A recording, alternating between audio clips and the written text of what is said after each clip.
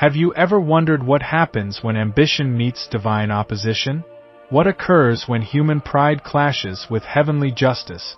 Today we journey back through the corridors of ancient history to uncover one of the most fascinating and controversial figures in biblical narrative.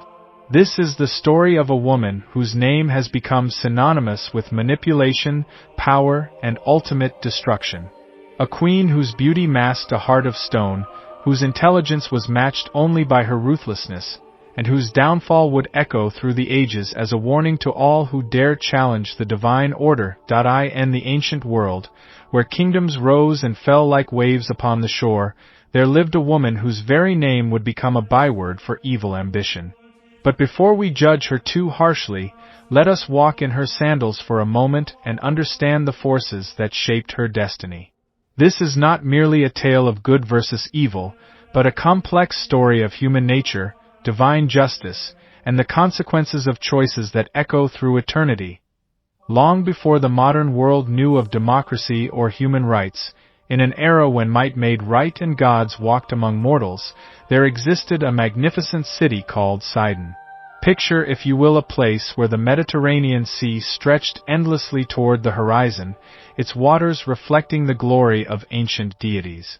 The sun blazed mercilessly upon vast fields of purple flowers that danced in the coastal breeze, creating a scene so beautiful it seemed crafted by the gods themselves. This was no ordinary city, but a place where earth touched heaven, where the divine and mortal realms seemed to merge in perfect harmony. It was in this breathtaking setting that our story begins, with the birth of a child destined to shake the very foundations of neighboring kingdoms. The infant's name was Jezebel, daughter of King Ethbaal, heir to a throne that commanded respect across the ancient world. But this was no ordinary princess birth, for from the moment she drew her first breath, it was clear that destiny had marked her for something extraordinary, something that would change the course of history itself. King Ethbaal ruled over both Sidon and Tyre with an iron fist that was both feared and respected throughout the region. His name carried weight in royal courts from Egypt to Babylon, and his influence extended far beyond the borders of his own kingdom. He was a man who understood that power was not inherited but earned, not given but taken, and he was determined to pass these harsh lessons on to his daughter. Unlike other royal fathers who might shelter their daughters from the brutal realities of statecraft, Ethbaal chose a different path for Jezebel. As Jezebel matured into womanhood, her reputation began to spread beyond the borders of Sidon. She was known not only for her striking beauty, which was said to rival that of the goddess Astarte herself, but also for her intelligence and political acumen. Suitors came from across the known world, princes and kings who sought to win her hand in marriage. But Jezebel viewed these potential matches with the cold calculation of a military strategist surveying a battlefield. She had no interest in romantic love or emotional attachment. Marriage, to her, was simply another tool of statecraft, another means of expanding her influence and power. It was during this time that whispers began to reach Sidon about a kingdom to the south, a land called Israel that was ruled by a king named Ahab. The reports that filtered back to Jezebel's ears painted a picture of a monarch who was weak and indecisive, a man who had inherited his throne through bloodline rather than merit. To most, this would have seemed like an undesirable match, but to Jezebel's calculating mind, it represented the perfect opportunity. A weak king was exactly what she needed, someone she could manipulate and control while appearing to be nothing more than a dutiful wife. When the marriage proposal finally came from Israel, Jezebel accepted without hesitation. But her acceptance was not born of affection or even political necessity. It was the move of a master chess player who had seen her opportunity and seized it with both hands. She understood that in marrying Ahab, she would not merely be gaining a husband, but acquiring a kingdom. The throne of Israel would become her stepping stone to greatness, her platform from which to reshape the ancient world according to her vision. Jezebel wasted no time in making her presence felt throughout the kingdom. She began by carefully observing the political landscape, identifying the key players and understanding the complex web of relationships that held the kingdom together. She was like a skilled physician examining a patient, diagnosing weaknesses and determining how best to apply her remedies. What she found was a kingdom in need of strong leadership, a people who had grown accustomed to indecision and compromise. To Jezebel, this was not a problem but an opportunity point. One of the things that struck her about Israel was the nature of its religious practices.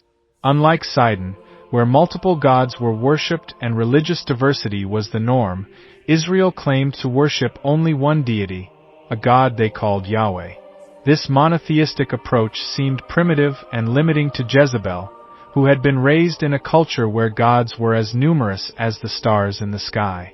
She saw the worship of Yahweh not as a sacred tradition to be respected, but as an obstacle to be overcome, a barrier standing between her and total control of the kingdom. With characteristic boldness, Jezebel began to introduce the worship of Baal, the Canaanite god of storms, fertility, and abundance.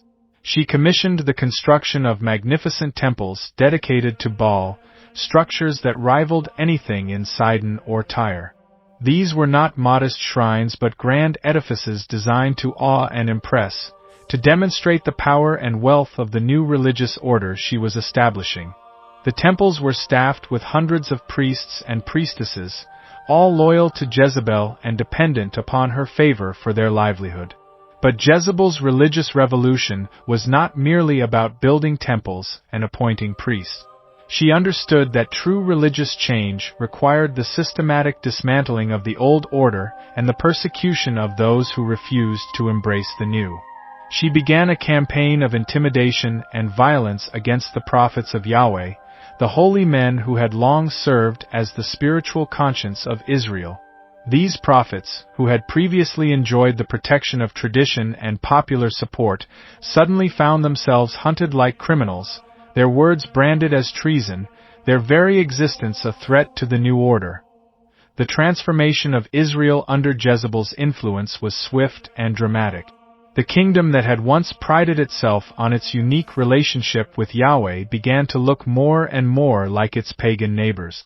Ancient customs were abandoned, traditional festivals were replaced with Baal worship celebrations, and the moral standards that had once governed Israelite society began to erode. To those who supported these changes, Jezebel appeared to be a breath of fresh air, a modern queen who was bringing Israel into the broader community of nations. But to those who clung to the old ways, she represented nothing less than the destruction of everything they held sacred.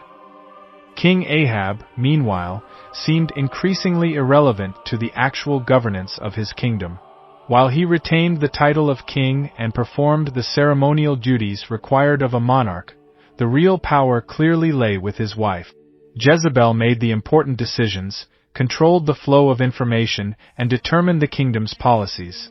She was careful to maintain the appearance of respect for her husband's authority, but those who watched closely could see that she was the true ruler of Israel in all but name. It was during this period of apparent triumph that Jezebel encountered the first serious challenge to her authority. His name was Elijah, and he was unlike any opponent she had faced before. This was not a rival courtier seeking political advantage, or a disgruntled noble nursing wounded pride. Elijah was a prophet of Yahweh, a man who claimed to speak directly for the God of Israel, and he was utterly fearless in his opposition to everything Jezebel represented. Elijah's challenge to Jezebel's authority was not subtle or diplomatic. He appeared before the royal court like a storm cloud on a clear day, his message as sharp as lightning and twice as dangerous. He declared that because of Israel's apostasy, because of their abandonment of Yahweh in favor of foreign gods, a great drought would come upon the land. No rain would fall, no dew would form, until the people repented and returned to the worship of the true God. It was a direct assault on Jezebel's entire program, a claim that her gods were powerless and her religious reforms were leading the nation toward disaster. The confrontation between Jezebel and Elijah was more than a clash of personalities or even a struggle for political control. It represented a fundamental conflict between two completely different worldviews, two incompatible visions of what Israel should be. Jezebel represented the cosmopolitan, international approach to religion and politics, the view that Israel should embrace the broader culture of the ancient Near East and abandon its isolationist traditions. Elijah, on the other hand, stood for the old ways, the belief that Israel had a unique covenant with Yahweh that set it apart from all other nations. As the months passed and the drought predicted by Elijah began to take hold, Jezebel found herself in an increasingly difficult position. The people, who had initially welcomed her religious innovations, began to murmur that perhaps the old prophet had been right after all. Crops failed, livestock died, and the kingdom that had seemed so prosperous under Jezebel's rule began to show signs of serious distress. But rather than seeing this as a sign that she should reconsider her policies, Jezebel interpreted it as evidence that her enemies were becoming more dangerous and needed to be dealt with more harshly. The tension between the two sides finally came to a head on Mount Carmel, where Elijah issued a challenge that would determine once and for all whose God was truly powerful. He proposed a public contest between the prophets of Baal and himself, a demonstration of divine power that would settle the religious question decisively. 2 altars would be built, one for Baal and one for Yahweh. The prophets would prepare sacrifices on their respective altars, and the God who answered by sending fire from heaven would be acknowledged as the true deity. Jezebel, confident in the power of her gods and the skill of her priests, agreed to the contest. She assembled 450 prophets of Baal, men who had been carefully trained in the rituals and ceremonies of their religion. These were not amateur priests but skilled professionals who had dedicated their lives to the service of their deity. If anyone could call down fire from heaven, it would be these men. The contest would be a public vindication of everything Jezebel had worked to accomplish in Israel. The day of the contest dawned clear and bright, with thousands of Israelites gathering on Mount Carmel to witness the spectacle. The prophets of Baal went first, preparing their sacrifice with elaborate ceremony and calling upon their God with increasing desperation as the hours passed. They danced around their altar, they cut themselves with knives, they shouted until their voices were hoarse, but no fire came from heaven. Baal remained silent, leaving his prophets to face the mockery of the crowd and the quiet confidence of Elijah. When evening came and the prophets of Baal had exhausted themselves in vain, Elijah stepped forward to prepare his own sacrifice. But he did not simply lay wood and meat upon his altar. Instead, he had the entire sacrifice doused with water, so much water that it filled a trench dug around the altar. Then, with a simple prayer to Yahweh, he called upon the God of Israel to demonstrate his power. The response was immediate and overwhelming. Fire descended from heaven, consuming not only the sacrifice but the wood, the stones of the altar, and even the water in the trench. It was a miracle so undeniable that the entire crowd fell on their faces in awe. The defeat of her prophets on Mount Carmel was a devastating blow to Jezebel's prestige and authority. In a single afternoon, everything she had worked to build in Israel had been called into question. The people who had embraced the worship of Baal now saw their new faith revealed as powerless and false. The prophets she had imported from Sidon were exposed as frauds, and her own judgment was called into serious doubt. But rather than accepting this defeat with grace or considering the possibility that she might have been wrong, Jezebel responded with characteristic fury. Her rage was terrible to behold. She sent a message to Elijah that was both a threat and a promise of revenge. She swore by her gods that within 24 hours, she would make his life like the life of her dead prophets. It was a declaration of war, an announcement that she would not be deterred by one setback, no matter how spectacular. But her threat had an unintended consequence. Elijah fled into the wilderness, where he was sustained by divine provision and eventually received new instructions from Yahweh. The years that followed Mount Carmel were marked by increasing tension and violence. Jezebel's grip on power began to slip as more and more Israelites returned to the worship of Yahweh. But she responded to each challenge with greater brutality, ordering the execution of prophets and the destruction of altars dedicated to the God of Israel. Her reign became a reign of terror, marked by bloodshed and oppression. She had become exactly what her enemies claimed she was, a destroyer of faith and tradition, a queen who valued power more than justice. But even as her earthly power seemed secure, forces beyond her control were gathering to bring about her downfall. The prophets of Yahweh, though persecuted and hunted, continued to speak words of judgment against her house. They prophesied that her dynasty would come to a violent end, that dogs would eat her flesh, and that her name would become a byword for evil among future generations. These prophecies seemed impossible to fulfill while Jezebel remained in power, but the God of Israel was patient, and his justice, though delayed, was certain. The end began with the anointing of a new king, a military commander named Jehu who had been secretly chosen by Yahweh to destroy the house of Ahab and restore the worship of the true God to Israel. Jehu was not a man of half measures or gentle reforms. He was a warrior who understood that sometimes change could only come through violence, that some evils were so entrenched that they could only be uprooted by force. When he received his divine commission, he embraced it with the fervor of a man who had found his destiny. The rebellion came swiftly and without warning. Jehu and his supporters moved through Israel like a whirlwind, destroying every trace of Baal worship they could find. Temples were torn down, priests were executed, and the elaborate religious system that Jezebel had spent decades building was dismantled in a matter of days. It was a complete reversal of everything she had accomplished, a systematic destruction of her life's work. When news of Jehu's approach reached Jezebel in her palace at Jezreel, she must have known that her time had come. She had lived by the sword of political manipulation and religious persecution, and now she would die by the sword of divine justice. But even in her final moments, she refused to show weakness or fear. Instead, she prepared herself for death with the same care and attention to detail that had marked her entire life. Jezebel dressed herself in her finest robes, applied her makeup with meticulous care, and arranged her hair in the elaborate style befitting a queen. She was determined to die as she had lived, with dignity and defiance. When she heard the sound of Jehu's chariot approaching the palace, she positioned herself at an upper window where she could look down upon her enemies with royal disdain. Her last words were not a plea for mercy or an expression of repentance, but a taunt directed at the man who had come to kill her.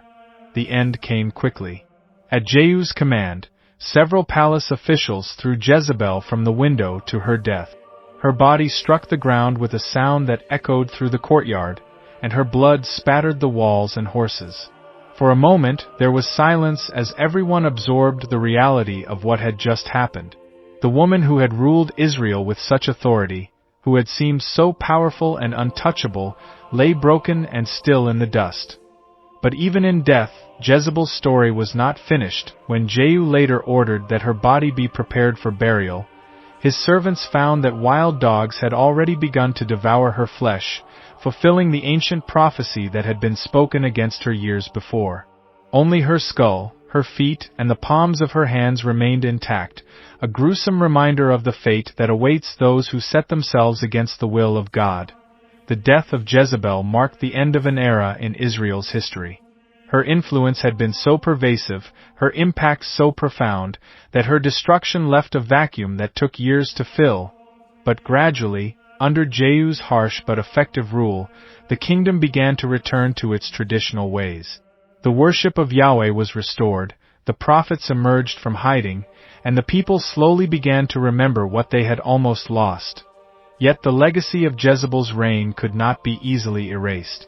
She had shown how quickly a nation could be transformed when determined leadership was applied to the task of change.